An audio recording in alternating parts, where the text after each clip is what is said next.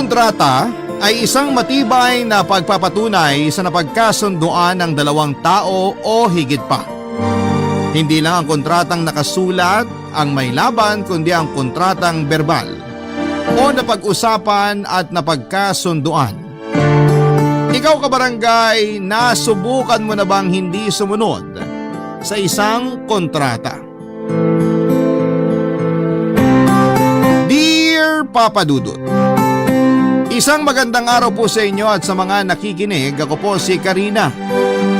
2 years and 5 months na ang nakakalipas nang mangyari ang kwento ko. 20 years old ako noon at kakagraduate ko lamang po ng kolehiyo pero maswerteng nakapagtrabaho agad. At ang mas swerte po ay nalalakad lang ang layo ng opisina ko sa bahay namin. Kaya palagi po ako naglalakad papasok at pag-uwi sa trabaho. Hindi ko na lamang po babanggitin kung ano ang trabaho ko at saan, medyo mahigpit po kasi sila sa paggamit ng pangalan ng kumpanya. Kaya mas mabuti pa na huwag ko na lamang banggitin. Ang kwento ko po ay may kinalaman sa pamilya ko. Hindi naman po kami mayaman pero masasabi kong sapat lang ang kabuhayan namin. Ang tatay ko po kasi ay ipinagkasundo ako sa anak ng isang kaibigan. Na tulad namin ay sapat lamang din ang buhay. Kaya masasabi ko pong hindi ako ipinagkasundo sa kayamanan kundi sa pagkakaibigan lamang ng tatay ko at ng tatay ni Terence. Si Terence po ang ipinare sa akin ng tatay ko, Papa Dudut. Mahal ko si tatay kaya wala naman po sanang problema sa kagustuhan niya. Kaso ang problema ay na kay Terence mismo. Ubod po siya ng yabang at napaka-selfish. Mas matanda po ng 2 taon sa akin si Terence at sang-ayon siya sa kagustuhan ng magulang niya tungkol nga po sa pagkakasundo sa amin. Kaso ako naman po ang may problema doon. Kasi dahil nga po sa ugali niya ay wala akong kaamor-amor kay Terence. Kahit po yata pakikipagkaibigan ay ipagdadamot ko sa kanya. Kasi nga po ay hindi po ako magsasawang ulit-ulitin na sobrang pangit po ng ugali niya. Sinabi ko na po kay tatay ang tungkol sa ugali niya pero si tatay ang sinasabi lagi ay hayaan mo na at magbabago din yon. Bata pa kasi. 22 years old na siya noon, ano pa ang bata doon? Maski isip niya ay hindi ko ihahambing sa bata kasi baka mas nakakapag-isipan ng tama ang isang bata.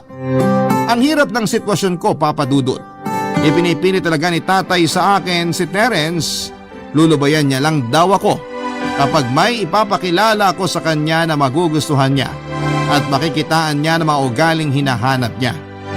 Nawindang ako sa mga sinabi ni tatay na yon. Ano bang ugali ang hinahanap ni tatay? Yung mayabang at selfish din katulad ni Terence? E di parang si Terence pa rin yun kapag nagkataon. Mahirap iwasan si Terence, Papa Dudut, para siyang mantsa. Ang hirap tanggalin.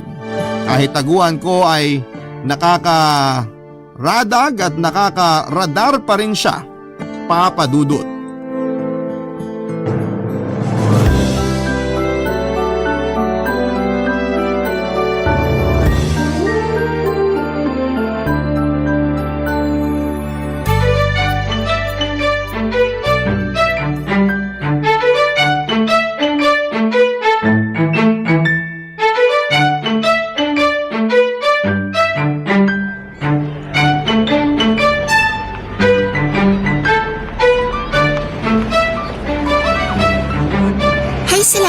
Wala yung asungot.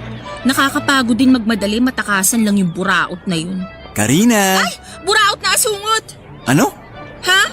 Anong sinabi mo? Ha? Sabi ko, itong papel na hawak ko baka malukot. Bakit ba kasi nanggugulat ka? Gulat? Hindi kita ginulat. Malambing nga pagkakasabi ko ng pangalan mo eh. Bakit ka kasi biglang sumusulpot? Karina naman. Kanina pa ako pasalubong sa'yo eh. Ikaw tong doon nakalingon sa likod mo.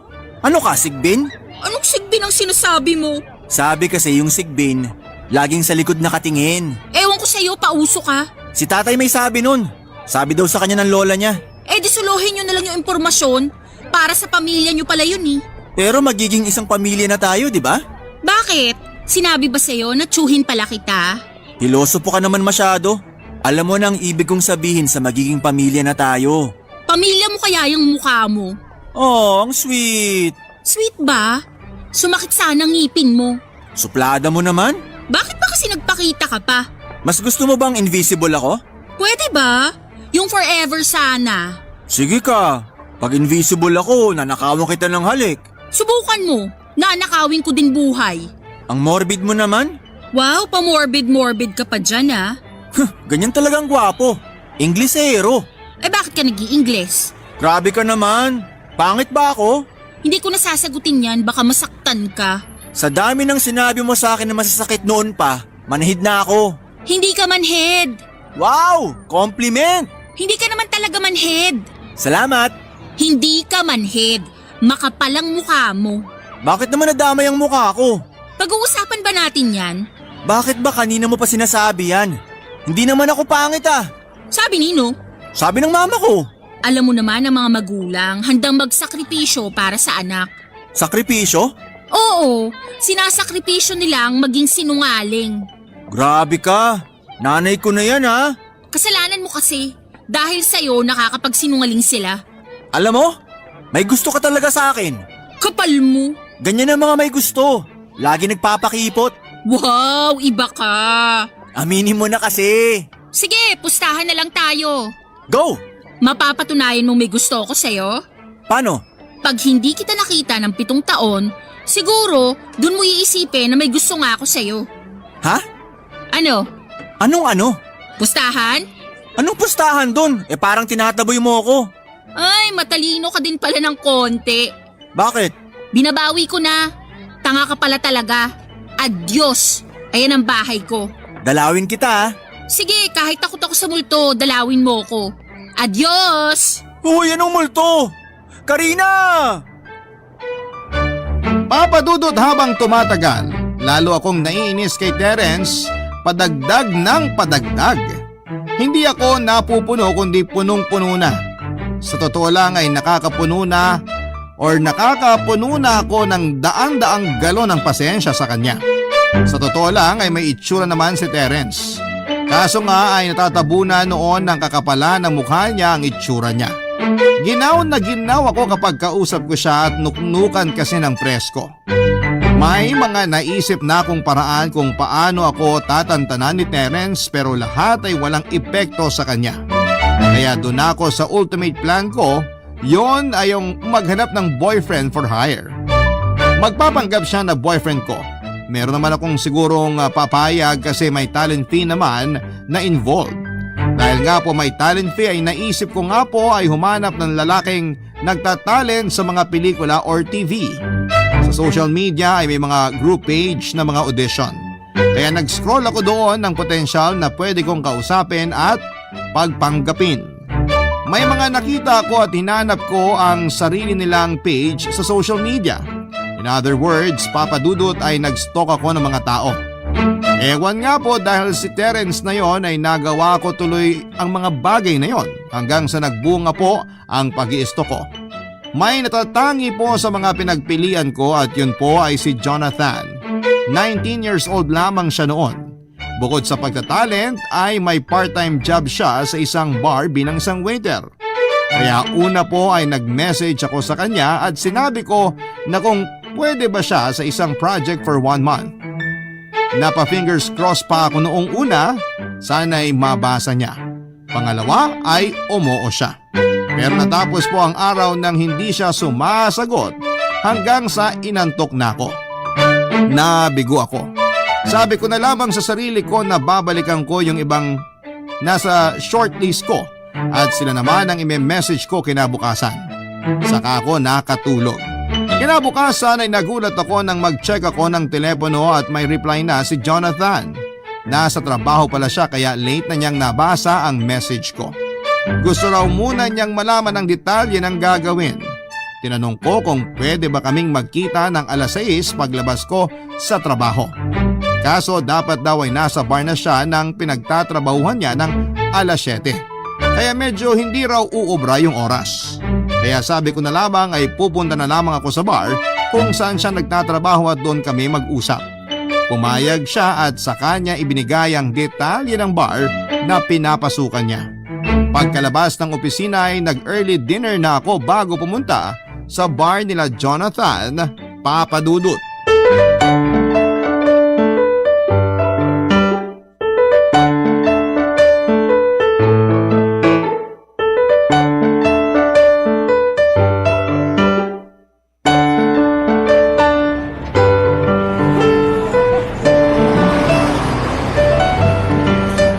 Maganda pala yung idea na kumain muna ako paglabas ng opisina.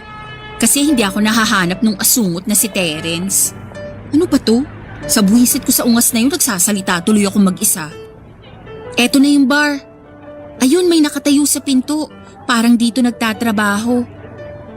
Excuse me, do you work here? Yes, ma'am. Ayun, may hinahanap kasi ako. Ma'am Karina? Hindi si Jonathan ang hinahanap ko. Teka, bakit alam mo pangalan ko? Ako po si Jonathan, ma'am. Ay, ikaw? Pasensya na, hindi kita nakilala. Pangit po ba ako sa personal? Aray, parang familiar yung joke mo ha. Parang galing sa taong kinaiinisan ko. Ay, sorry po, ma'am. Bad joke pala yun. Okay lang, mas maganda naman pakinggan nung sa'yo nang galing yung joke eh. Doon kasi sa taong kinaiinisan ko, nakakainis. Parang galit na galit po kayo dun, ma'am, ah. Hindi lang galit kundi galit na sobrang galit. Ay, wag na nga natin pag-usapan yung ungas na yun at baka masira yung gabi. Pag-usapan na lang natin yung sinasabi kong project. Pero bago yun, sagutin ko yung joke mo. Hindi ka pangit, kundi mas gwapo ka sa personal. Ay, salamat po, ma'am. Nakakataba naman po ng puso. Naku, change topic na. Baka ako pa ang maging dahilan ng sobrang pagtaba ng puso mo. Ma'am, ata na lang po pala ang itawag niyo sa akin. Ah, okay. Mabuti, para wag mo na akong tawaging ma'am. Karina na lang. Kayo po. Ako nga. Okay, sige. Bago tayo magsimula, wag mo na din akong ipo. Okay. So, saan tayo? Medyo maingay sa loob, malakas ang tugtog. Kaya pinaayos ko na lang yung table sa labas. Doon kasi tumatambay yung mga ayaw ng maingay. May nagpupunta sa bar na ayaw ng Ano ba yung project? Nakakahiya. Order muna tayo. Ako rin naman ang kukuha ng order mo kaya pwede namang mamaya na pag handa ka na talaga. Oo nga no. Waiter ka pala dito. Natatawa ka na waiter lang ako? Ha? Hindi ganun. Biro lang. Umaarte lang ako. Ay, magaling ka nga umarte. Hindi ako nagkamali. Salamat. Kailan ba yung project? TV ba yan o pelikula? Hindi. Ah, indie film? Hindi. Teatro? Hindi din. TVC? Hindi. AVP? Hindi pa din eh. Medyo naguguluhan ako. Ah, event! None of the above. Parang nasabi ko na lahat ah. Ano bang project yan? Nakakahiya pero kukunin sana kita para umarte bilang boyfriend ko. Boyfriend? Magpapanggap ka lang. Kasi may nanggugulo sa akin eh. Sobrang kulit. Pag nakita niyang may boyfriend na ako, sigurado titigil na yun sa panggugulo. Anong mangyayari? Anong gagawin ko? Lunes hanggang Biyernes lang naman. Susunduin mo ako ng alas 5 pagkalabas ng opisina. Tapos sabay tayo, ihahatid mo ako sa bahay. Tapos pwede ka nang umalis, papasok dito sa trabaho mo. Ganun lang ang gagawin? Oo, basta kailangan magmukhang mag-boyfriend-girlfriend tayo. Parang ang mangyayari, isang oras mahigit lang ang trabaho ko? Mga ganun na nga. Ay sorry, hindi ko pa nasabi yung magiging talent fee mo. Okay na ba yung 10,000 pesos? 5 araw sa isang linggo? 4 na linggo at 1 and 1.5 hours lang? Sa totoo lang, malaki yung 10,000 pesos ha. Kasi maliit lang naman nakukuha ko sa pagtatalent eh. Talaga? So paano? Go ka? Oo, go na ako dyan. May kailangan bang pirmahan na kontrata? Kailangan pa ba? O itong verbal agreement na lang natin? Sige, okay na ako. Salamat talaga. Papadudod para akong nakapagsara ng isang malaking deal sa isang big time na kliyente. Ganon-ganon ang pakiramdam ko noong umoo si Jonathan para po kasi akong nag-propose kay Atan noong sabihin ko sa kanya lahat ng plano kong mangyari. Sa totoo lang ay hindi ko siya nakilala noong nakaharap ko siya. Kasi totoo ang joke na mas gwapo siya sa personal.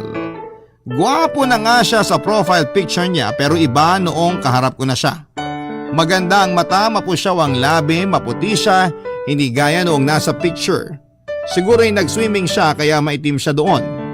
Kung gwapo si Terence ay doble ang lamang ng kagwapuhan ni Atan at isa pa ay hindi siya hambog at selfish. Ayoko pong magsalita ng tapos pero yun po ang nakita ko sa kanya. Pero Papa Dudut, dinidescribe ko lang po si Atan, purely professional lang po ang usapan namin. Excited na po ako. Opo, excited akong buwisitin si Terence. Makakaganti na ako sa mga kahambugan niya. Ako naman ang magyayabang at ipagyayabang ko sa kanya, si Atan. Dumating ang unang araw ng pagpapanggap. Noong sinundo ako ni Atan sa opisina, nag-good luck pa ako sa kanya at para kaming mga artista na naghihintay ng sigaw ng direktor na action. Paghakbang ng paa namin, in character na si Atan. Ako naman ang medyo kinabahan pero kailangan kong pangatawanan para sa kakatahimik ng buhay ko, Papa Dudut. Barangay Love Stories. Barangay Love Stories. Nang sunduin ako ni Atan ay sobrang ngiti ko, Papa Dudut. Kaya kung magaling umarte si Atan ay napantayan ko yon kahit kinakabahan ako noong una. Ang naging motivation ko po kasi ay ang makita kami ni Terence. Mabwisit ko siya hanggang sa maglupasay na nga siya. Natatawa po ako sa iniisip ko kaya habang magkasama kami ni Atan, legit na legit po ang saya ko, Papa Dudut. Yung ngiti ko ay walang acting, galing po yon sa excitement. Naglalakad kami ni Atan at diretso lang ang tingin ko. Hindi ako lumilingon sa likod gaya ng dati, mas hinihintay kong makasalubong si Terence. Kung sakaling manggaling man siya sa likod ay makikita niya pa din ako kung gaano kami maglakad ng magkaakbay ni Atan. Pero believe ako kay Atan, Papa Dudut, kahit nung una natakot siya na baka nananakit daw yung pagseselosin niya. Pinutol ko ang sinasabi niya kasi hindi namin pagseselosin si Terence kundi buibwisitin dahil wala namang kaming relasyon. Kaya nung medyo matakot si Atan ay inassure ko naman siya na hindi siya sasaktan ni Terence. Kasi mas malaki siya at may pagkaduwag naman yung mayabang na yon. Kahit po may takot si Atan ay hindi ko nakita yon sa itsura at sa kilos niya. Seryoso siya sa role niya. Serious actor ang loko. Pero nakarating kami sa bahay nang walang sumulpot na Terence. Bigo ang unang araw namin, Papa Dudut, pero isang buwan ang kontrata namin ni Atan kaya madami pang araw para buwisitin si Terence. Pagkahatid ni Atan ay pinaalis ko na rin siya kaagad at nagpasalamat naman siya kasi para hindi nga naman siya malate sa pasok niya sa bar. Pero naiinis ako noong gabi kasi nga hindi namin nakita si Terence. Kaya ako na ang gagawa ng paraan para siguradong makikita kami ni Terence ng harap-harapan sa susunod, Papa Dudut.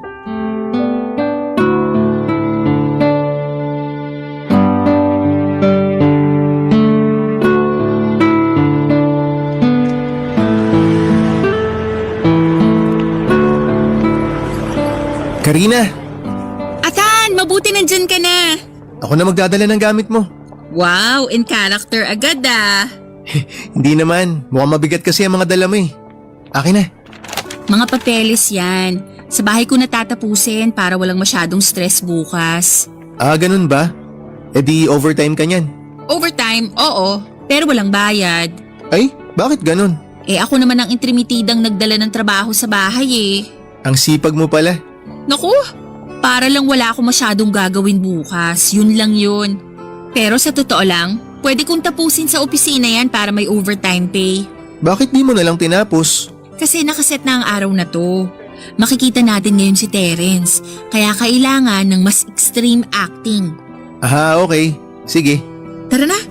Kung sa opisina mo pala tatapusin to, may bayad. Sana all.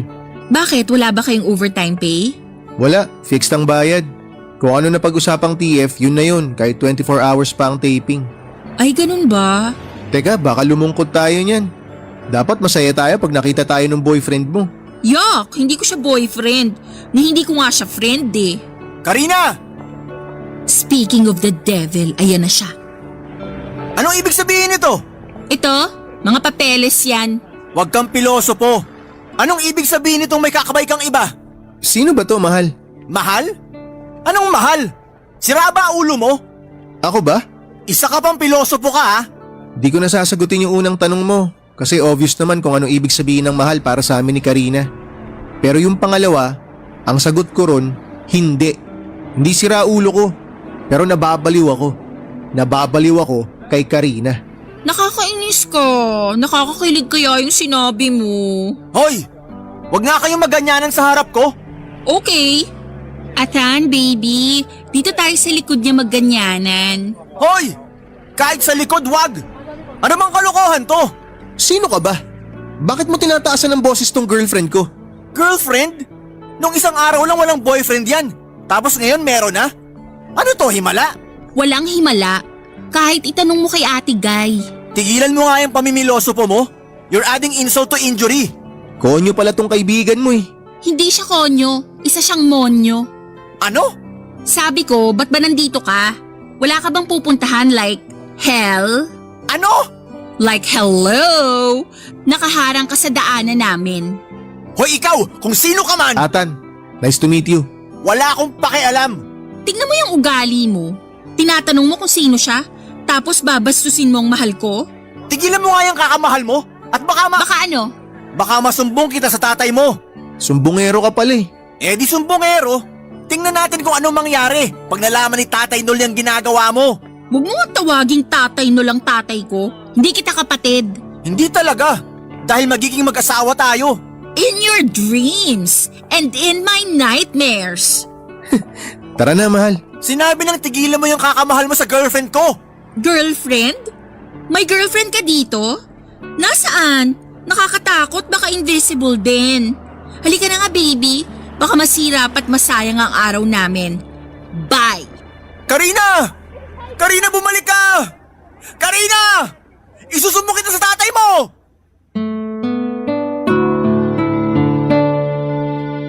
Papadudot, nakamarka sa diary ko na isa sa mga pinakamasayang araw sa buhay ko yon. Kitang-kita ko ang mukha ni Terence, parang kulay pula na lobo na handang pumutok anytime. Galit na galit siya at ramdam na ramdam ko at katumbas ng galit niya ay kasiyahan ko. Masaya yata ang ginawa ko pero siya naman ang nag-umpisa. Ibinabalik ko lamang sa kanya at nagpasalamat ako kay Atan sa pagiging consistent. Hindi siya natakot kahit na gigil na itong si Terence. Pero syempre trabaho lang kaya pagdating sa tapat ng bahay ay pinaalis ko na kaagad siya. Si Terence naman ay hindi nagsinungaling. Ginawa niya yung banta niya. Nagsumbong nga siya kay tatay at ang bilis nga po pagka-uwi ko'y alam na kaagad ni tatay as in agad-agad. Syempre po ayun, nabulyawan kaagad ako ni tatay. Habang si nanay walang sinasabi pero tango ng tango sa pagsang-ayon sa mga sinasabi ni tatay. Lingon ako ng lingon sa paligid naghahanap ng kakampi kaso'y 3 lang pala kami sa bahay. Sayang nga po, sana'y hindi ko muna pinauwi si Atan para may kakampi ako. Hindi naman hinahanap ni tatay kung sino yung sinumbong ni Terence na boyfriend ko. Mas nakafocus siya sa pagsasabi na dapat si Terence ang boyfriend ko. Paulit-ulit siya papadudot at masusuka na nga po ako noon, pinigilan ko na lamang. Hindi niya pinapakinggan ang sinasabi ko na hindi maganda ang ugali ni Terence. Kesyo magbabago naman daw yung tao. Kesyo kaya nga daw ako nandun ay para turuan ng Terence na yon. Gusto kong sabihin kay tatay na pag-aralin niya na lamang ulit si Terence para mas maturuan ng teacher. Pero sigurado po ako na kapag sinabi ko yon ay mas malaki at mahabang sermon pa ang magaganap. Natapos ang gabi na pasok sa kanan, labas sa kalawang tenga ang mga sinabi ni tatay. Kasi kung dadamdamin ko pa ay sasama ang loob ko. Total sa huli ay ako pa din naman ang masusunod. At sa huli ay hindi si Terence ang nakikita kong kasama ko. Pero Pero may nagawa ko na alam ko na napakasama, Papa Dudut.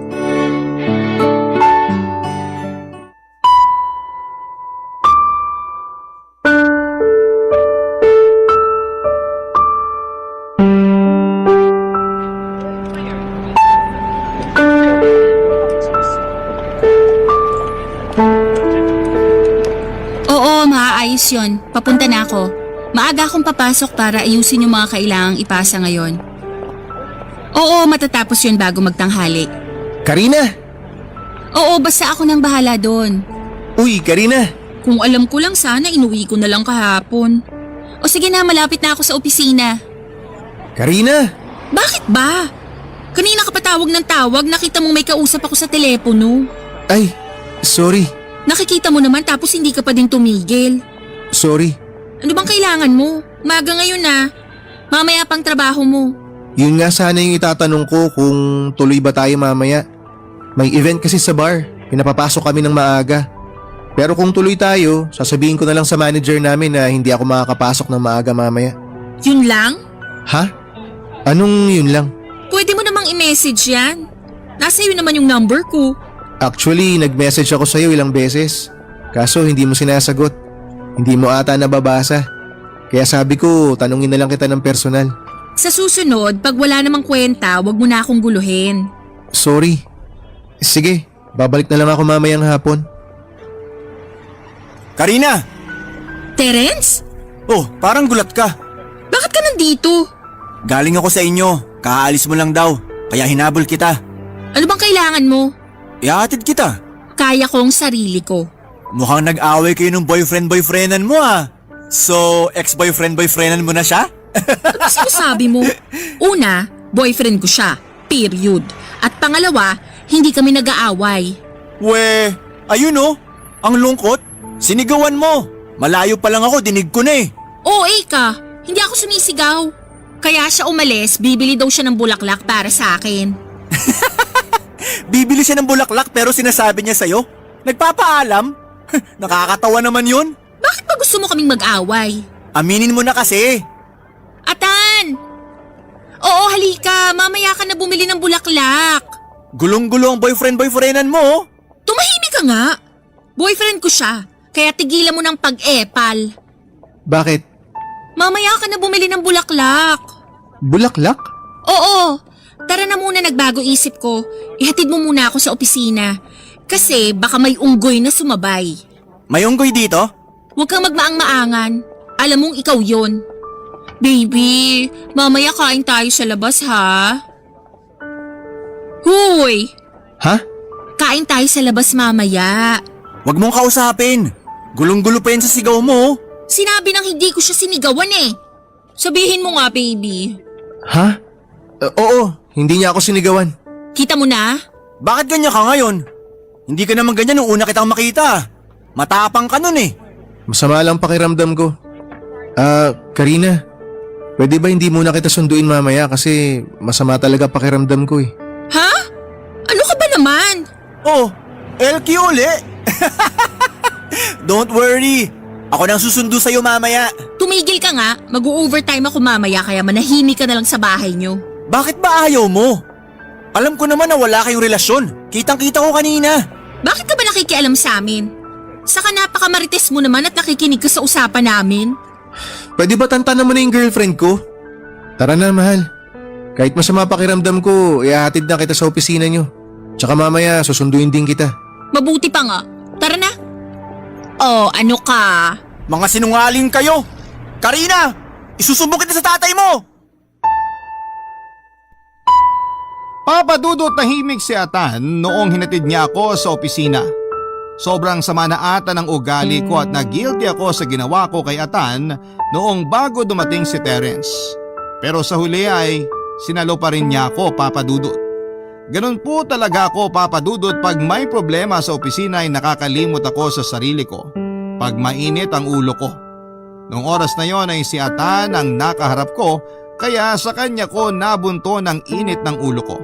Pero sa totoo, secondary lang yung problema sa opisina. Kaya ko naitaboy si Atan ay parang nagiging pamilyar na siya sa akin. Alam mo yun, Papa Dudut, masyado na siyang feeling close. Message siya ng message, parang masyado ng clingy. Kaya hindi ko na binabasa ang mga message niya. Trabaho lang kasi ang dahilan ng pagsasama namin at hanggang doon lamang po yun. Ayoko naman pong pangunahan ang kung anong iniisip niya. Baka mukha naman akong nagmamaganda. Kaso minsan kasi nagme-message siya sa akin ng kumusta, ano ang ginagawa mo at kumain ka na ba? Ayoko po ng ganon. Kung pag-uwi niya sa bahay niya ay hindi pa rin siya makawala sa karakter niya bilang boyfriend ko. Ako naman po ay naka-move on na kaagad. Kaya dapat yung mga ganong galaw at salita, Papa Dudut, ay hindi na mangyari. Papa Dudut, may kakaiba akong nararamdaman sa kanya. Pakiramdam na sobrang nagpakaba sa akin. Barangay Love Stories. Barangay Love Stories. Dudut, ilang beses pang nangyari ang ganon. Palagi kong nababara si Atan kapag nagmemensahe siya o pag nakikita ko siya sa oras na hindi namin napagkasunduan. Ewan ko ba kung bakit umiinit ang ulo ko at napapahiya ko siya palagi. Siguro napagod na din si Atan kaya tumigil nang mag-message at sa tuwing magkikita kami ay saka na lang siya aarte pag nandyan na si Terence. Hindi na siya katulad nung dati na sa pagkikita pa lang ay in character na kaagad siya. Boyfriend agad-agad at totoo kung umarte. Okay sa akin yung una na umaarte na kaagad siya sa pagkikita pa lang namin. Pero nagiba na nga siya, Papa Dudut. Siyempre, aminado naman po ako na ako ang dahilan. Hindi namin madalas nakikita si Terence, paminsan na lamang pero siyempre asartalo pa din siya sa tuwing makikita namin siya. As usual ay sumbongero pa din kay tatay kaya madalas akong mabulyawan sa tuwing uuwi ako. Doon na ako pinilit ni tatay na iharap ko na sa kanya yung sinasabi ni Terence na boyfriend ko. Hindi ko alam kung paano sasabihin kay Atan kasi hindi naman yon kasama sa kasunduan namin. Eto naman pong si Terence, kaya pala paminsan-minsan na lamang naming nakikita ay may iba palang ginagawa.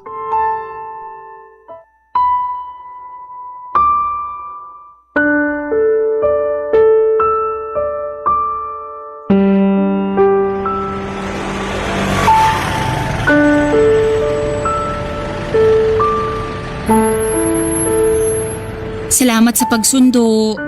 Trabaho ko to. Pasensya ka na nung isang araw ha.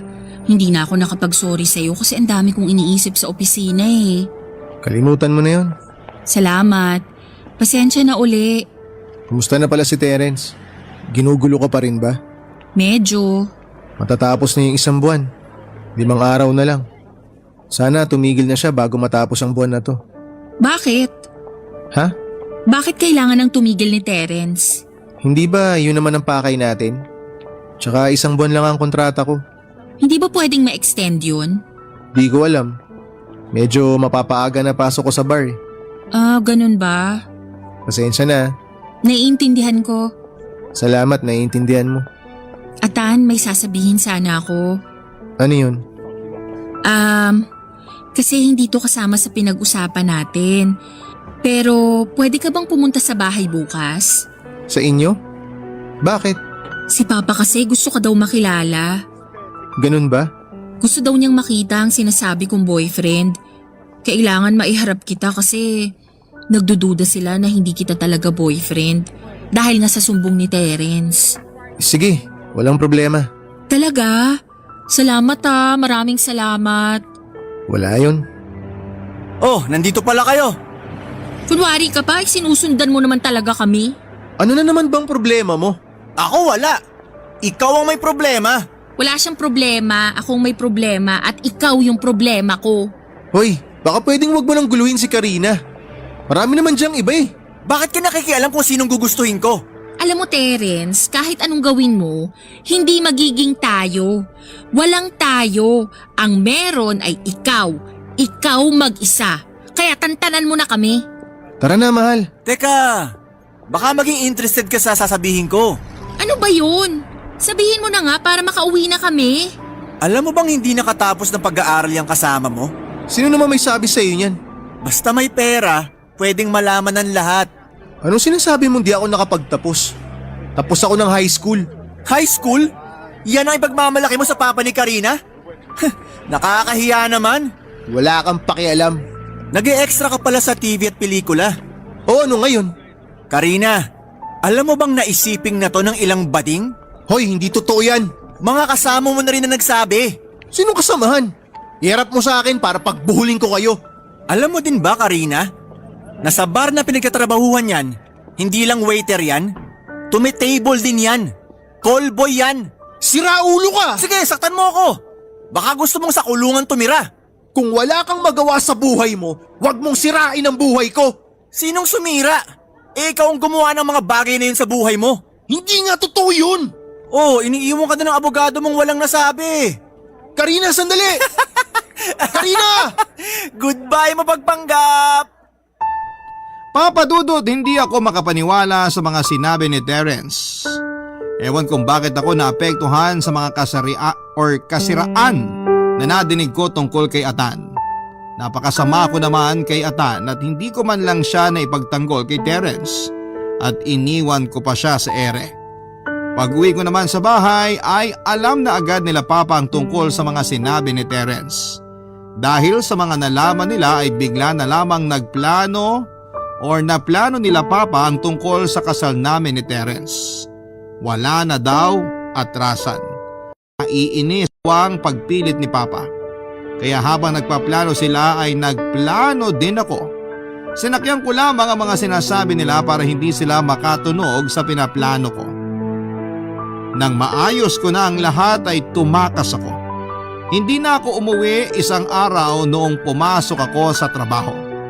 Yung mga araw na hindi na ako nasusundo ni Atan ay si Terence na ang sumusundo sa akin. Pinasakay ko rin si Terence noon na okay kami. Kaya noong araw na tumakas ako ay sinabi ko na mag-overtime ako at sunduin na lamang ako ng 9:00 ng gabi na ginawa naman niya. Pero ang hindi niya alam ay wala namang magaganap na overtime.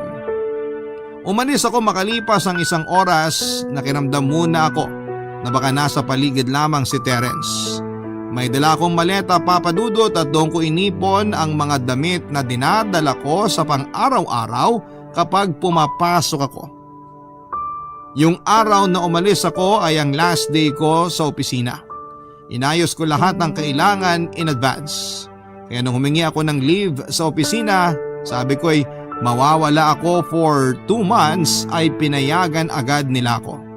Yun nga lang, walang bayad ang leave ko pero okay lang. Basta alam kong makakabalik ako after 2 months. Papa Dudut, hindi ka maniniwala kung saan ako unang tumakbo noong umalis ako.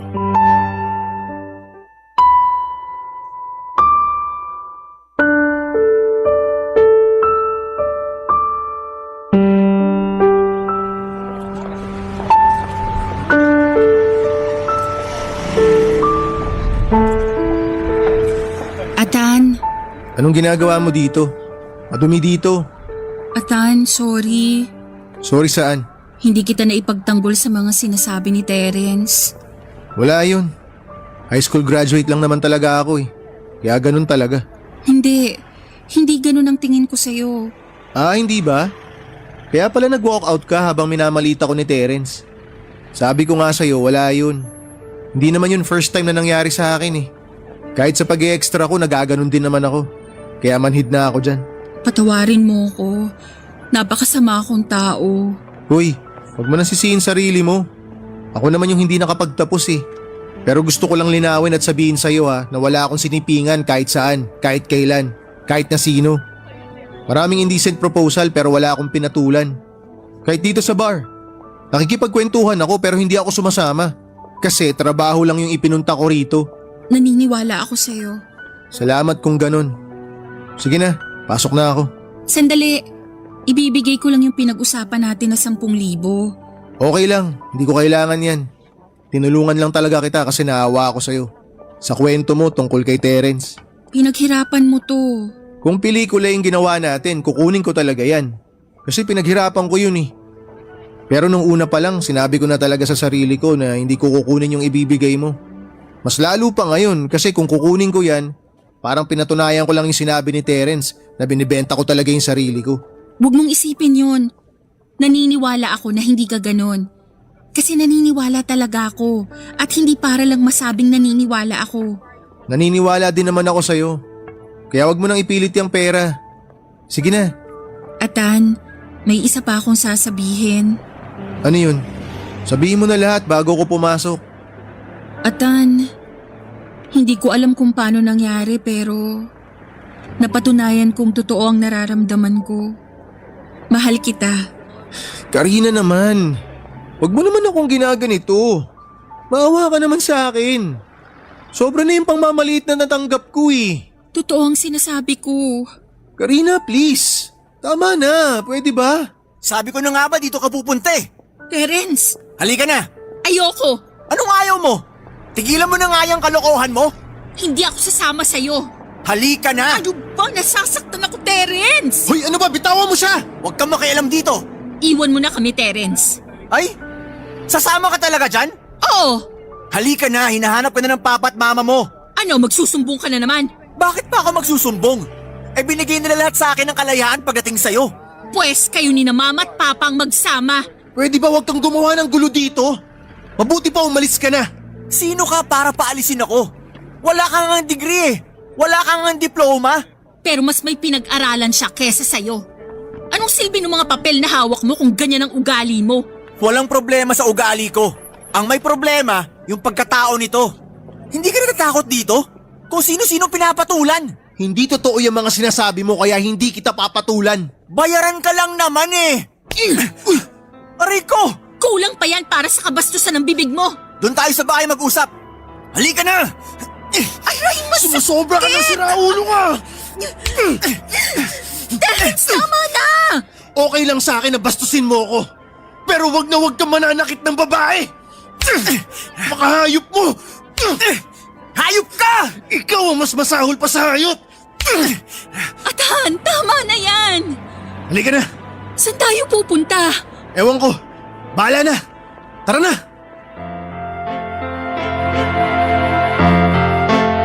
Papadudod sa ingay siguro ng tugtog sa loob ng bar ay walang nakaalam na may nangyayaring suntukan sa labas. Natalo po ni Atan si Terence. Noong tumumba na si Terence ay umalis kami ni Atan. Mabuti ay hindi pa umalis yung sinakyan kong taxi na pinaghintay ko dahil akala ko kasi ay mabilis lang ako noon. Gusto ko lang talaga sanang humingi ng tawad kay Atan. Ibigay ang pera at masabi ang totoong nararamdaman ko. Masabi ko ang gusto ko nang walang hinihintay na kapalit. Gusto ko lang masabi kay Atan lahat ng yon ng personal. Hindi ko alam na susulpot pala si Terence at may mangyayaring ganon. Papadudot, hindi naman pinuruhan ni Atan si Terence. Ilang suntok lang naman yon. Mahina lang po talaga si Terence. Kaya hindi ako nag-alala na baka kung ano ang nangyari sa kanya at malinis ang konsensya kong umalis. Opo, malinis ang konsensya ko kasi deserve naman niya yon. Siya naman ang humingi noon kaya nangyari yon. Dinala ako ni Atan sa bahay ng tiyahin niya. Medyo malaki ang bahay kaya may sariling kwarto na ibinigay sa akin. Doon ako tumigil ng 2 buwan. Si Atan ay pinakiusapan ko naman na huwag na munang pumasok dahil baka kung ano ang gawin sa kanya ni Terence. Sinunod niya ang sinabi ko at pumasok lang muli siya makalipas ang 1 buwan noong lumamig na ang sitwasyon. Tinanggap pa rin siya sa bar at nakiusap siya na kung pwede na siyang mag full time kasi wala nang balak magtanan si Atan sa TV o pelikula. Mabait ang may-ari ng bar at naiintindihan nito ang nangyari kay Atan kaya tinanggap niya muli ito at ginawa po niyang regular. Sila papa at mama naman po ay panay ang tawag at text sa akin. Sinasagot ko naman po ang mga tanong nila at sinasabing maayos naman ako.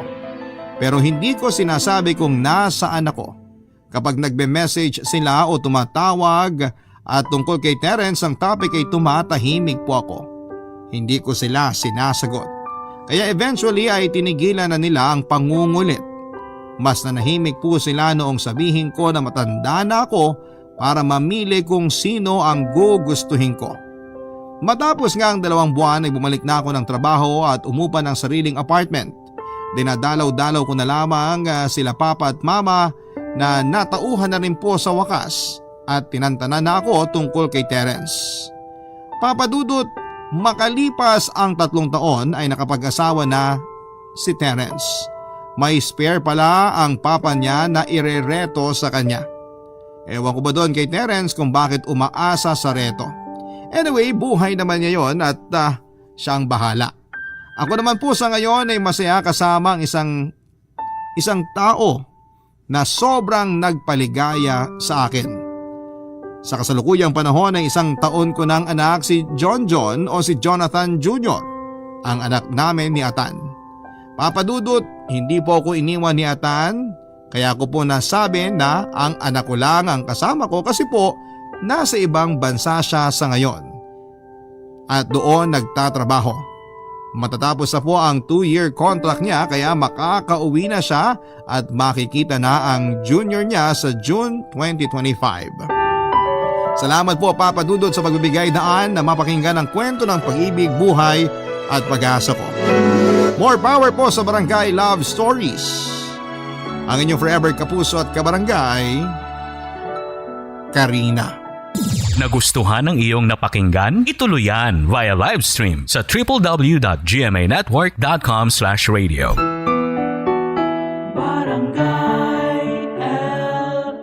In Mega Manila, 97.1. Forever.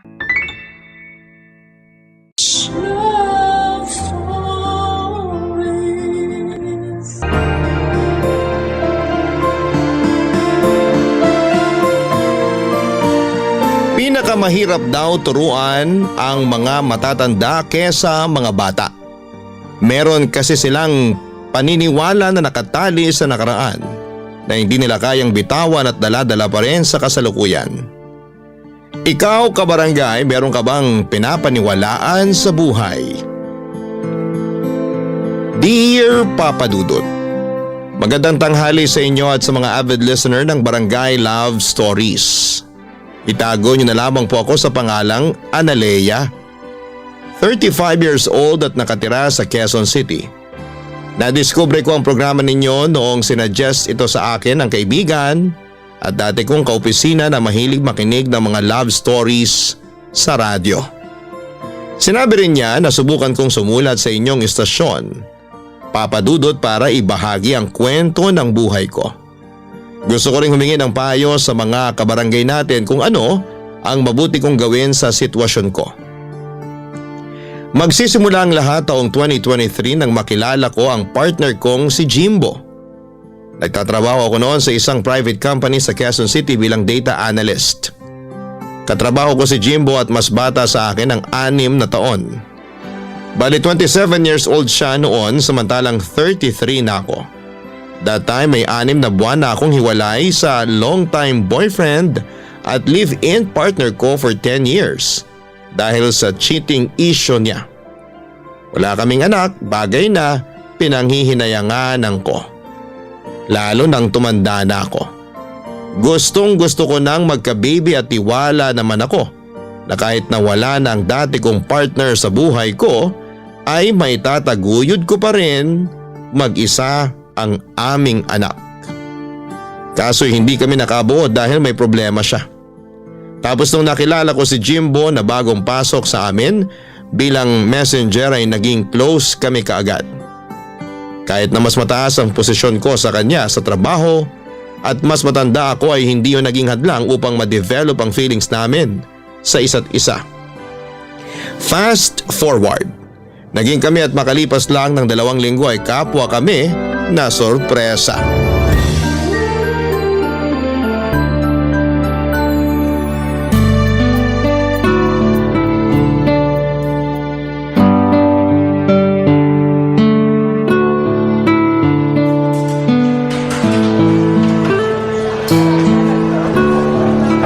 Mahal, pansin ko kanino mo pa ako di kinikibo sa office ah.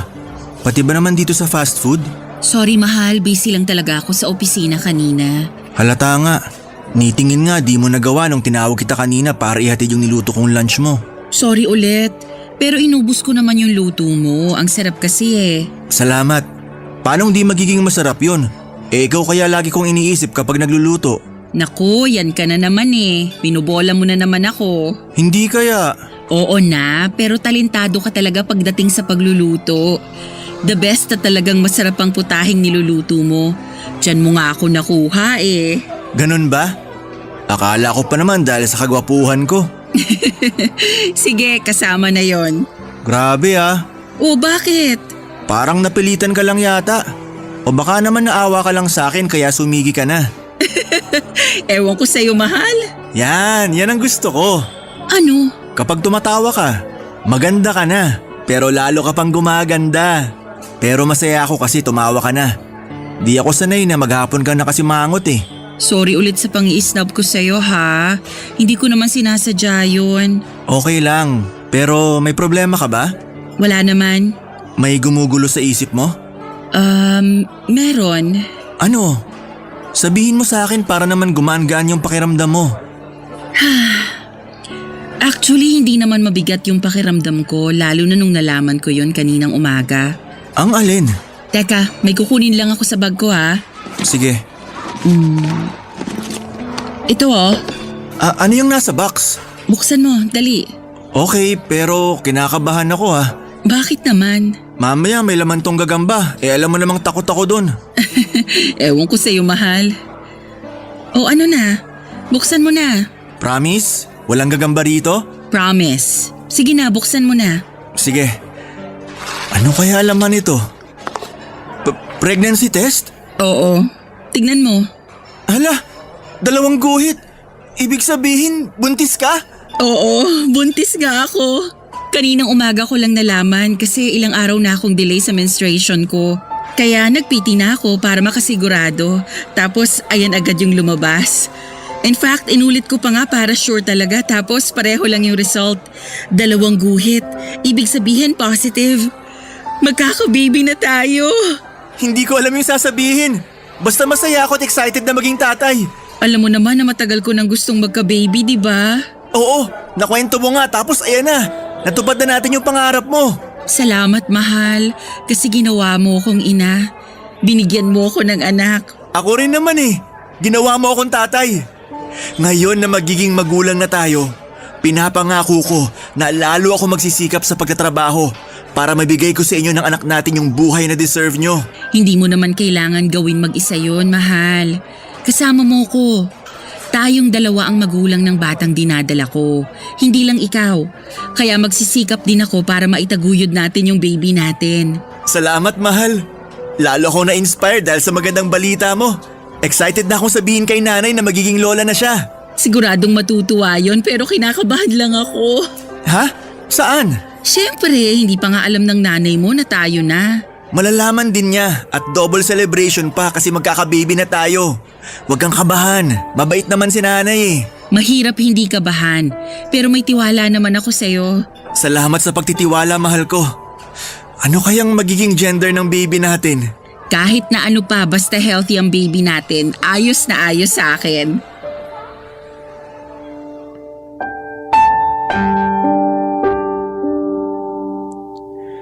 Papadudot tuwang-tuwa kami ni Jimbo dahil magkakaanak na kami. Ang tagal kong hinintay na magka-baby kaya ganoon na lamang ang excitement na nararamdaman ko ng panahong yon. Sa wakas ay mararanasan ko ng maging nanay. Alam ko naman na makakaya kong itaguyod mag-isa ang magiging anak namin. Pero maswerte pa rin ako na nagkaroon ako ng partner sa katauhan ni Jimbo. Kahit na mas bata siya sa akin, hindi ko minamaliit ang kakayahan at magagawa ng boyfriend ko. Nagtiwala ako sa kanya na madadala niya ng maayos ang aming pamilya, kaya minahal ko siya. Kung ilalarawan ko si Jimbo ay matangkad siya at malaki ang pangangatawan. Magalang din siya sa lahat ng mga katrabaho namin at palangiti. Pero sa akin lang talaga siya close at naglalaan ng extra time. Nakausapin ako kung may pagkakataon. Yun na pala ang simula ng love story namin at hindi nagtagal ay inamin niya na nagugustuhan na niya ako. Kahit na walang katiyakan kung maibabalik ko raw ba ang nararamdaman niya dahil sa malayong pagitan ng edad namin. Pero wala naman sa akin yon, lalo at gusto ko na rin siya ng mga panahong yon. At nung nalaman kong buntis nga ako ay lalo kaming naging malapit sa isa't isa ng boyfriend ko. Isang araw ay nag-decide siyang ipakilala na ako sa kanyang nag-iisang magulang, ang nanay niya.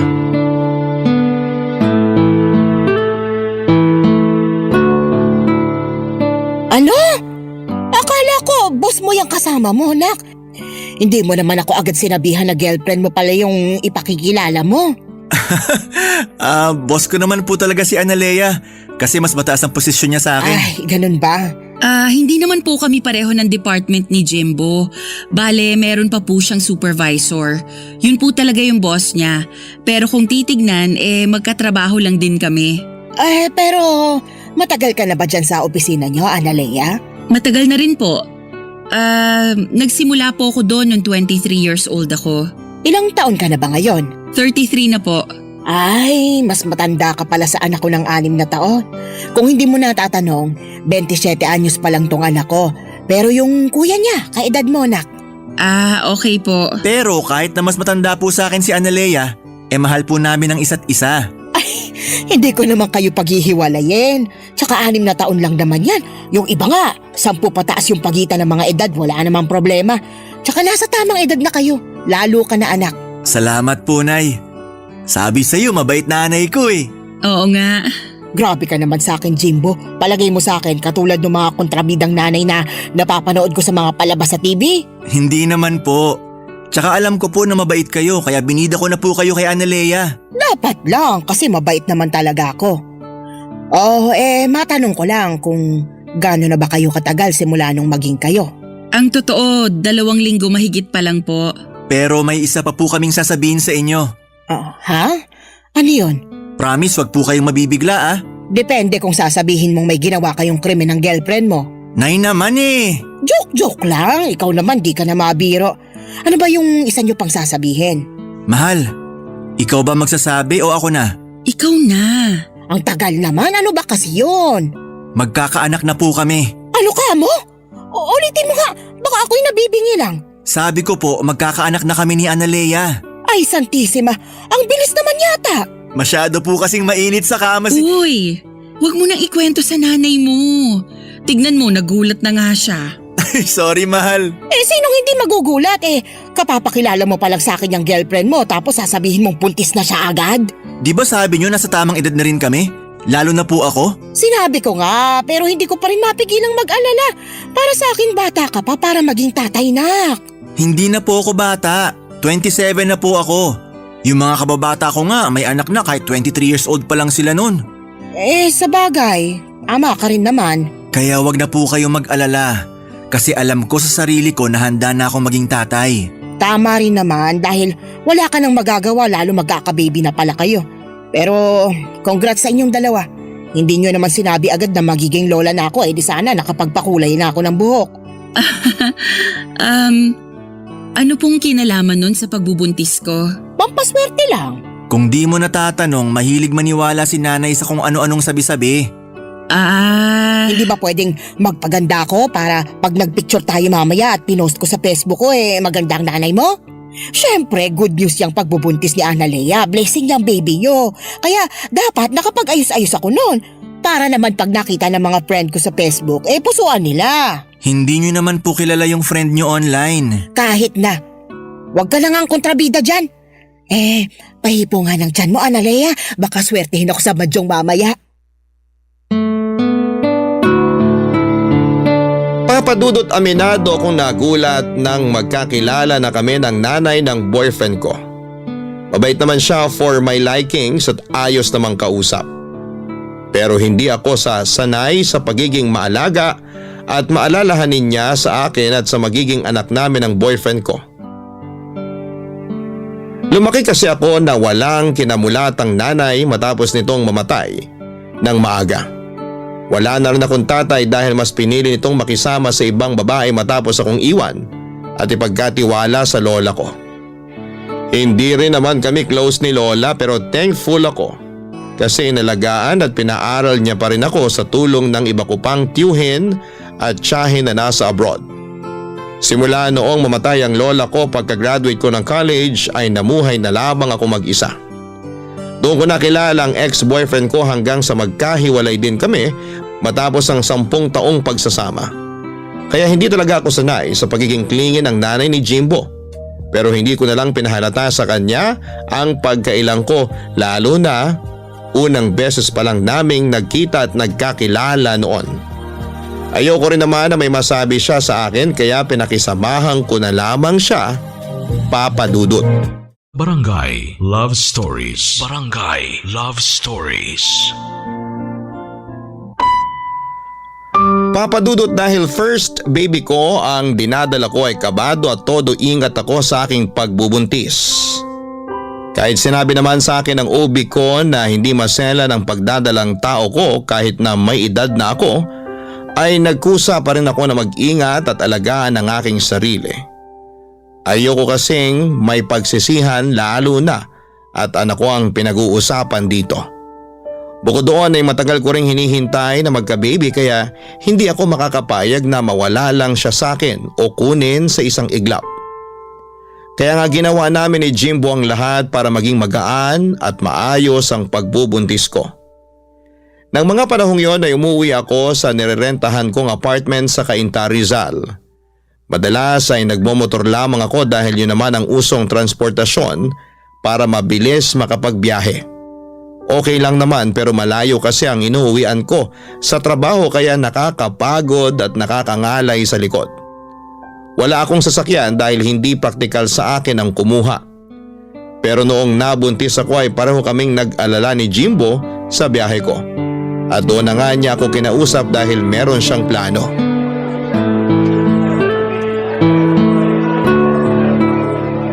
May buntis na namang masaya kasi nakain ko na yung cravings kong cake. Salamat sa treat, mahal. Walang anuman.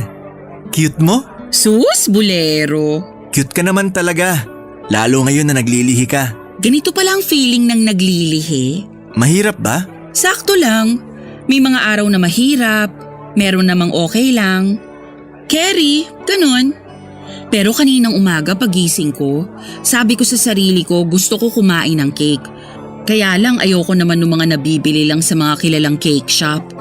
Ang hirap lang kasi hindi ko alam kung anong eksaktong cake yung gusto kong kainin. Maghapon yun. Buti na lang naisipan mo kong dalhin sa cafe na to. Tapos sakto, nakita ko nga yung cake na gusto kong kainin. Matagal na kitang gusto dalhin dito kasi mahilig ka sa kape, di ba? Oo. Okay lang daw ba sa buntis na magkape? Okay lang naman sabi ng ubi ko pero wag palagi. Hindi naman maselan pagbubuntis ko kaya nagpapasalamat ako sa Diyos. Siyempre alam mo na, risky na talaga lalo pag mga gantong edad ng babae. Yun nga yung napag-usapan namin ni nanay kagabi, mahal. Ano yun? Na kahit di naman maselan yung pagbubuntis mo, mahirap pa rin na sumugal. Nag-iingat naman ako mahal. Hindi mo kailangan mag-alala sa akin. Alam ko pero mahirap di mag-alala. Lalo na kapag bumabiyahe ka papunta at pauwi sa inyo.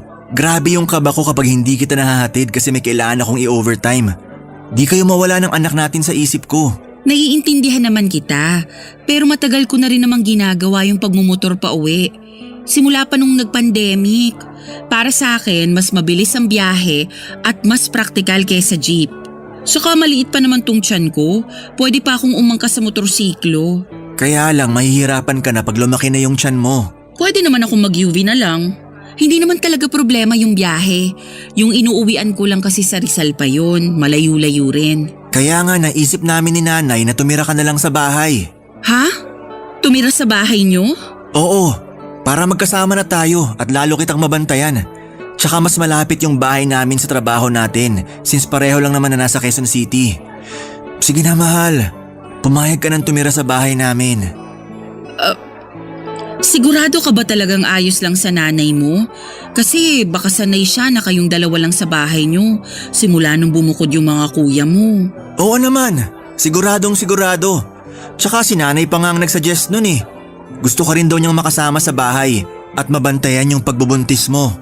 Okay, pero parang ako naman yata ang maninibago. Mabait naman si nanay. Tsaka huwag kang mag-alala kasi may privacy tayo sa bahay. May sarili naman akong kwarto eh. Ang gusto ko lang naman maging safe kayo ng baby natin. Pag doon na kayo sa bahay tumira, pwede kong gamitin yung tricycle namin. Yung nasa garahe nyo? Oo, pundar pa yun ng tatay namin. May kalumaan pero maayos pa naman yung makina.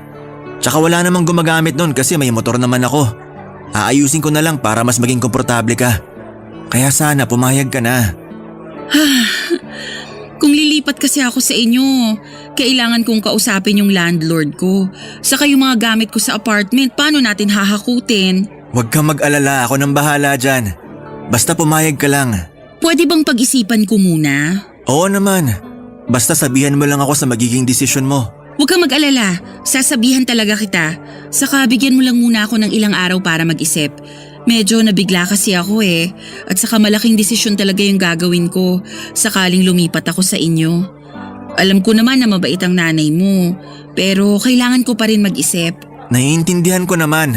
Kaya nga ayos lang sa akin na bigyan ka ng ilang araw. Thank you, mahal. Sobrang na-appreciate ko ang pagiging maunawain mo. Na-appreciate ko naman ang gustong mangyari ng boyfriend ko nang sabihin niyang tumira ako sa bahay nila kasama ang nanay niya. Nasa Quezon City lang din kasi sila nakatira at hindi hamak na mas malapit kesa sa inuwian ko sa Cainta, Rizal. Pero alanganin pa rin ako noon dahil makakasama ko sa bahay nila si nanay. Hindi kasi ako sanay nang may kasama simula nang maghiwalay kami ng ex ko at alam yun ni Jimbo. Pero alam ko na hindi na lamang sarili ko ang dapat kong isipin. Lalo na may buhay na sa sinapupunan ko. Kaya ginawa ko ang makakabuti para sa anak namin matapos kong pumayag na lumipat sa bahay nila Jimbo sa Quezon City. Kahit maliit lang ang bahay nila ay meron namang kaming sariling kwarto ng boyfriend ko. Kaya masaya pa rin ako dahil may privacy pa rin kami. Kaya lang ay may mga pagkakataon pa rin talaga na hindi mapigilang umiksena ng nanay niya.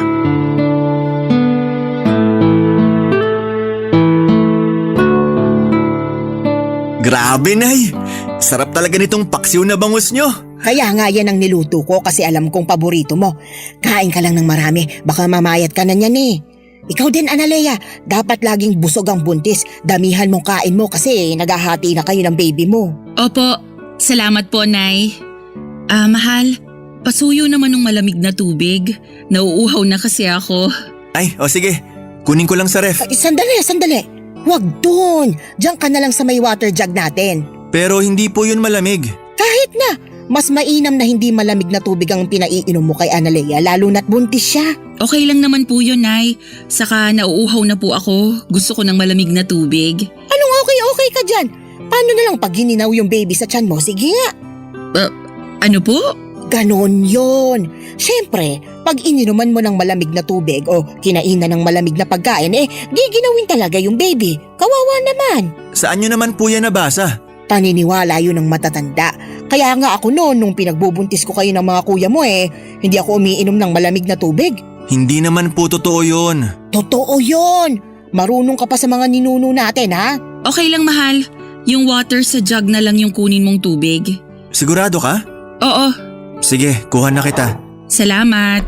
Buti pa tong si Analea masunurin Hindi tulad mo, Jimbo. Palibasa, hindi ka naman nagbubuntis. Parang imposible naman po kasi yung sinabi nyo. Anong imposible doon? Kasi kung giginawin yung baby sa tiyan dahil sa pag-inom ng malamig na tubig, ibig sabihin mapapaso rin siya pag humigop ng mainit na sabaw yung nanay? Ha? Kita nyo na, nag-iimbento lang kayo ng pamahiin. Hindi kaya ako nag-iimbento. Mahal, hayaan mo na lang si nanay. Akin na yung tubig ko. Nanunuyo na yung lalamunan ko Ay, eto na tubig mo. Sorry, mahal. Salamat. Naku, sana naman kambal na babae yung maging baby niyo. Parang imposible naman po yung kambal kasi wala naman tayong lahi nun. Kaya nga bumili ako nitong kambal na saging para ibakain kay Analea Oh, nak, kainin mo to. Naku, ayoko po ng saging. Nasusuka po ako dyan Nick, ngayon lang naman. Nakipag-agawan pa ako sa palengke para makuha yung may kambal na saging. Paniniwala kasi na kapag kinain niya ng buntis, magiging kambal ang anak niya. Ayan na naman po kayo. Naniniwala na naman kayo sa kasabihan. Totoo yun. Bakit yung kinakapatid mo, kambal yung naging anak kumain lang daw ng kambal na saging yung asawa? Yung kambal ng kinakapatid ko, fraternal, babae at lalaki. Ibig sabihin na mamana yon, lalo na sa lahi nila. Pero may kakilala ko, kambal na babae yung anak pagkatapos kumain ng kambal saging. Di ba, Analea? Ganun yun, di ba? Wala naman pong basihan na pwedeng magkaroon ng kambal na anak sa pagkain ng kambal na saging.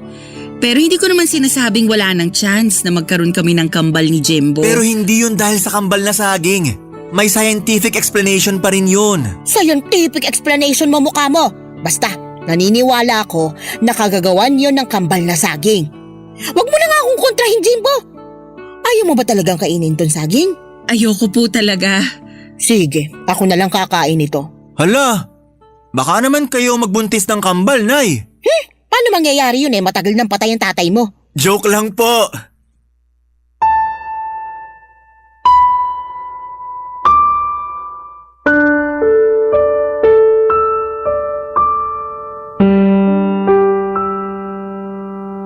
Papadudot nire-respeto ko ang nanay ng boyfriend ko dahil magulang niya yon. Pero may mga pagkakataon na hindi ko mapigilang mainis sa mga ginagawa at sinasabi niya sa akin at sa pagbubuntis ko. Marami siyang sinasabi na hindi ko maintindihan dahil hindi naman makatotohanan. Mapapaniwalain din kasi si nanay sa mga sabi-sabi at lagi niyang katuwiran pinagdaanan na niyang magbuntis at manganak noon kaya dapat ay makinig ako sa kanya. Hindi ko naman binabaliwala mga payo niya sa akin. May iba naman kasi doon na useful pero ako mismo ay inaaral ko rin naman kung paano magbuntis ng tama at maging nanay. Kaya lang madalas ay baliwalain ni nanay ang mga effort ko at sinasabi niyang dapat mas pakinggan ko siya kasi papunta pa lang daw ako ay nakabalik na siya. Doon na ako nagsimulang magkaroon ng problema sa pagsasama namin sa isang bubong ng nanay ng boyfriend ko. Barangay Love Stories. Barangay Love Stories. Papadudot na sa 6 na buwan na ako noon sa pagbubuntis ko at nalaman na namin ang gender ng anak namin. Lalaki ang panganay namin kaya masayang masaya ako. Pero hindi ganon ang nararamdaman ng nanay ni Jimbo dahil gusto raw niya ng kambal na babae. Puro kasi lalaki ang mga anak niya kaya pinagdasal daw niya sa lahat ng santo na sana'y kambal na babae ang maging anak ko. Sinisisi niya rin ako kasi hindi ko raw kinain yung kambal na saging na pinakakain niya sa akin noon. Sa kabila ng lahat ay unti-unti na lang tinanggap ni nanay ang magiging apo niya. Pero ilang buwan din bago nangyari yon. Puro kasi siya parinig sa akin na hindi ko raw sinusunod ang mga sinasabi niya para maging kambal na babae ang anak ko. Sa pikon ko minsan ko na siyang sinagot na sa anak niya galing ang genes na nagbibigay ng gender sa babae. Siyempre hindi siya naniwala doon dahil ako naman daw ang nanay at may matres sa aming dalawa ni Jimbo. Hinayaan ko na labang siya kung yon ang paniniwala niya dahil na-realize ko na mas mahirap turuan ang matatanda kaysa bata. Dumating ang kabuwanan ko at patuloy pa rin si nanay sa pang-iinis sa akin.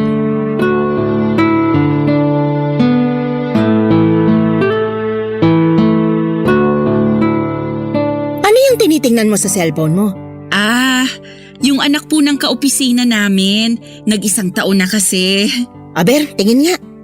Ang cute-cute po, di ba? Parang hindi naman masyadong cute. Nay naman, tignan niyo may dimple pa sa magkabilang pisngi. Sana may dimple rin magiging anak namin ni Jimbo. Yung dimple cute pero yung bata hindi. Tingnan mo nga, ang laki-laki ng nguso tapos ang itim-itim ng balat. Kulot pa. Ano ba namang itsura yan? May lahi po kasi yung tatay, kaya namana doon yung kulay ng balat. Ay, kaya naman pala pangit. Nanay talaga. O bakit? Totoo naman yung sinabi ko Akala kasi ng ibang nanay lahat ng baby cute pero hindi naman. Kinukumbinsi lang nilang sarili nila na cute yung mga anak nila kasi mga anak nila yun. Wala na silang mag-aagawa. Pero yung batang yan, hindi cute, pangit. Sobra naman po kayo. Wala naman pong ginagawa sa inyo yung bata. Wala naman siyang kailangan gawin sa akin Tsaka Masama ba na magsabi ng totoo? Hindi po. Pero lumalabas na nilalait nyo na yung anak ng kaopisina ko. Lait na palang pagsasabi ng totoo ngayon. Ibang klaseng henerasyon. Ay, matanong lang kita ha. Ano bang cute sa batang yan? At kulang na lang idikit mo na yung mga mata mo sa cellphone mo sa kakatitig sa kanya. Alam mo, may kasabihan ng mga matatanda na kapag panay ka ng tingin sa pangit, lalo na kapag buntis ka, pangit din yung magiging anak mo. Kaya nga ako noon, panay tingin sa picture ng mga gwapong artista noong kapanahunan namin para naman artistahin yung mga anak ko. Ay, wala naman pong basihan yung sinasabi nyo. Yung itsura ng magiging anak namin ni Jimbo galing sa aming dalawa. Pwedeng kamukha ko, pwedeng kamukha ni Jimbo, pwedeng hati kami. Saka kahit ano pa ang maging itsura ng anak namin, hindi namin siya tatawaging pangit. Diyan ka magaling sa pagsagot-sagot sa akin. Naligo lang ako, narinig ko na kayo nagtatalo ni Analea, Nay. Anong nagtatalo? Nag-uusap lang kami nitong kinakasama mo. Ano pong pinag-uusapan nyo? Pinagsasabihan ko lang naman siya na panay titig siya dyan sa picture ng anak ng kaopisina nyo. Ang pangit-pangit na bata. Oho, sobra naman kayo makapanlait. Walang pangit na bata. Ay meron. Hindi ba kayo marunong tumingin? Marunong po. Kaya nga kako kay Analea, huwag pagduldulan ng mga mata sa picture ng pangit na batang yon. Kasi baka maging kamukha ng anak ninyo. Paniniwala yun ng mga matatanda noon. Sige ka, magkakaroon ka ng anak na hindi mo kamukha kasi pangit. Nay, sumusobra na po kayo ah. Hindi po magiging pangit ang anak namin ni Jimbo. Sa awa ng Diyos, normal ang baby namin. Walang kapansanan base sa ultrasound. Pero kahit na ano pang maging itsura niya, naniniwala akong hindi siya magiging pangit. Hindi rin naman pangit yung anak ng kaopisina namin. Kayo lang yung nagpapapangit dun sa bata kasi pangit yung ugali nyo. Ano sabi mo? Abay, napakabastos mo ah. Tama naman po si Analea. Sa lagay, mas kinakampihan mo pa yung babaeng yan kaysa sa akin na nanay mo? Anong klaseng anak ka? Hindi naman po kasi tama namang husga. Lalo na ng inosenteng bata. Tsaka masyado na kayong nilalamon ng mga pinaniniwalaan nyo na wala namang basihan. 2023 na po. Hindi na to panahon ng kopong-kopong. Ewan ko sa'yo, marunong pa kayo sa akin. Pwede bang mamaya na kayo mag-away? Ha? Pati ba naman pag-aaway namin may schedule pa? Manganganak na yata ako, Day. Mamaya na kayo mag-away ni Jimbo kasi ang sakit-sakit na talaga. Hala, teka. Dadalhin na kita sa ospital, mahal. Papadudot mabilis akong sinugod ni Jimbo sa ospital at na-admit na nga ako para manganak. Buti na lang at safe ang baby namin dahil baka hindi ko mapatawad ang nanay niya sa pangi-stress sa akin. Ang tagal ko rin nagtimpi na huwag siyang masagot-sagot dahil nga sa ginagalang ko pa rin siya. Pero noong araw bago ako manganak ay punong-puno na ako sa kanya plus sobrang sakit pa ng balakang, likod at puson ko dahil nagle-labor na pala ako. Lumipas ang 6 na buwan ay nagkasundo naman kami ni nanay matapos pumagitna sa amin si Jimbo. Kinausap din niya ang nanay niya kaya himalang bumait ang pakikitungo nito sa akin. Masaya na rin naman ako dahil close siya sa baby boy namin at nagbobolontaryo pang mag-alaga sa anak namin lalo noong bumalik na ako sa trabaho. Kahit nakabado ako kasi ayokong ipagkatiwala kanino man ang baby ko, ay nagtiwala pa rin ako sa biyanang kong hilaw katulad ng pakiusap sa akin ni Jimbo. Kaya lang isang hapon habang nasa trabaho kami ni Jimbo, ay biglang tumawag sa akin si nanay kasi iyak daw ng iyak ang anak ko at hindi niya mapatigil. Sa alala ko ay nagpa-undertime ako at umuwi na sa bahay namin. Naabutan ko ang iyak ng iyak ang anak ko at takot na takot ako kasi para siyang hindi makahinga. Agad kong dinala sa pedya ang bata at doon ko natuklasan na may tonsillitis siya. Naiyak na lamang ako nang malaman yon at agad na tinawagan si Jimbo para sunduin kami sa klinik. Pagkawi sa bahay ay kinompronta ko si nanay.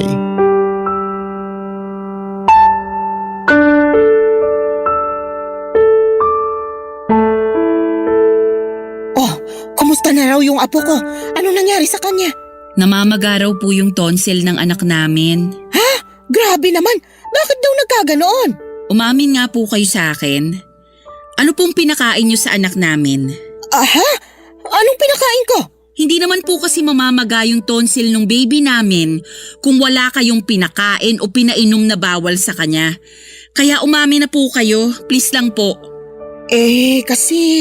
Pinagalitan kami ng pedya ng anak namin at pinagsabihan na ingatan namin yung anak namin. Baby pa siya tapos may tonsillitis na, Nay. Kaya sabihin nyo, may pinakain o pinainom po ba kayo sa anak namin? Oo meron pero kaunti lang naman. Ano po yon? Pinainom ko ng soft drink tapos pinakain ko ng icing ng cake na bigay ng kapitbahay. Ano po? Bakit ka ba naninigaw? Nakakabingi ka ha? Bakit hindi ako sisigaw? Nakakagalit po yung ginawa nyo. 6 na buwan pa lang yung anak namin. Pero pinainom nyo na siya ng soft drink at pinakain ng icing ng cake? Nasisiraan na po ba kayo ng ulo? Hoy, hindi sira ang ulo ko, Analea. Hinay-hinay ka sa pagsasalita sa akin ng ganyan ha? Oh, bakit nananahimik ka lang dyan, Jimbo? Pagsabihan mo yung kinakasama mo, binabastos ako ng harap-harapan. Tama naman po si Analea. Mali po yung ginawa nyo sa anak namin. Kunti lang naman yun. Masyado namang sensitive yung lalamunan ng anak ninyo. Baby pa kasi yung pinag-uusapan natin dito. Saka bawal naman po talaga yung soft drink at icing ng cake sa 6 na buwan. Sos, hindi yan totoo. Yan yung sina Jimbo tsaka ay mga kuya niya noon. Nakatikim na ng kinanaw na kape nung mga baby pa lang sila. Partida, wala pang 6 na buwan noon yung mga anak ko. Nagkakape na. Wala namang nangyari sa kanila. Hindi naman ninervyos o namaga yung tonsil. Ang sabihin mo, mahina lang talagang resistensya ng anak mo. Kulang ka kasi sa bitamina nung pinagbubuntis mo yan kaya namana yung kahinaan ng katawan mo. Kasalanan mo rin kasi, masyadong matigas ang ulo mo. Hindi mo kinakain yung mga pinakakain ko sa'yo. Alam niyong naging maingat ako sa pagbubuntis ko. Kaya wag niyo akong sisisihin sa kasalanang hindi ko ginawa. Kayong may kasalanan kaya namaga ang tonsil ng anak ko. Kung ano-ano kasing pinainom at pinakain niyo sa kanya. Saka wala kayong karapatan na ikumpara ang baby ko sa mga bata noon. Swerte na lang na walang nangyaring masama sa anak niyo dahil sa ginawa niyo. Pero hindi ibig sabihin, may karapatan na kayong gawin din yun sa anak ko. Ay, kung makapagsalita ka, akala mo ibang tao sa akin yung anak mo ha. Baka nakakalimutan mong apo ko rin yan. Apo niyo lang yung anak ko pero ako pa rin ang nanay. Ano ba, Jimbo? Hahayaan mo lang ba na bastusin ako ng babaeng yan? Nanay mo ko, ipagtanggol mo ko. Sorry po talaga, pero maling-mali kayo rito. Buhay ng anak namin yung nilagay nyo sa alanganin. Ang OA nyo naman. Hindi naman nakakamatay yung pamamaga ng tonsil eh. Tsaka, gagaling din yung anak ninyo. Huwag kayong ma-stress. Hirap kasi sa inyo, masyado kayong nagmamarunong. Ay, sa inyo ako mas na-stress, Nay. Ay nako, sige ka, mabilis kang tatanda niyan. Tingnan mo na lang yung mga kulupot mo sa muka, lalong nagiging halata. Baka bukas makalawa, mapagkamalang ka ng nanay ng anak ko. Sige ka. Tumigil na po kayo! Oo na, titigil na. Buti pa alis muna ako kasi hinahanap na ako ng mga kaibigan ko. Magmamadyong kami. Doon na lang ako para makapag-relax din ako. Lalo nakaka-stress dito sa bahay nang dahil sa inyo. Che!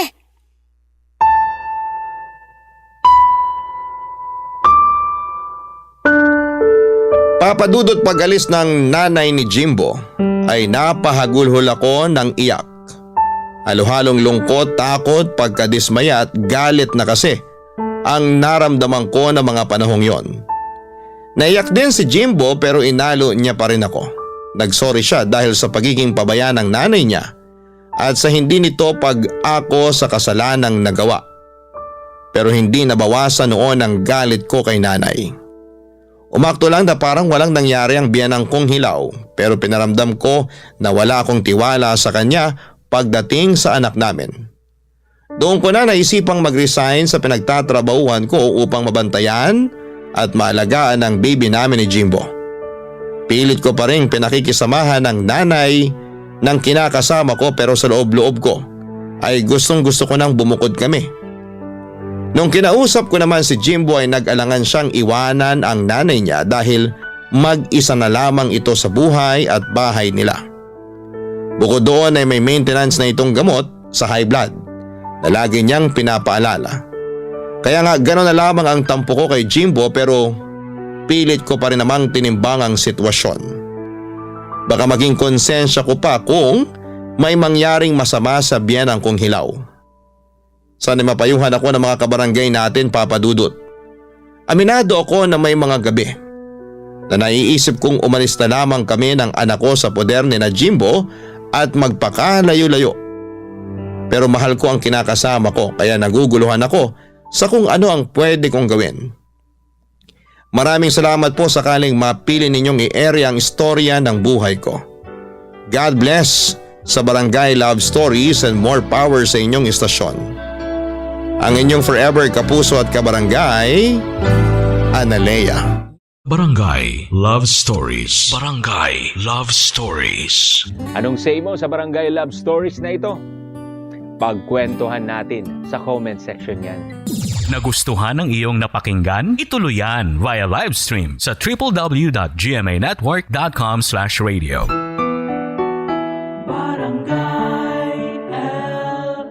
In Mega Manila, 97.1. Forever.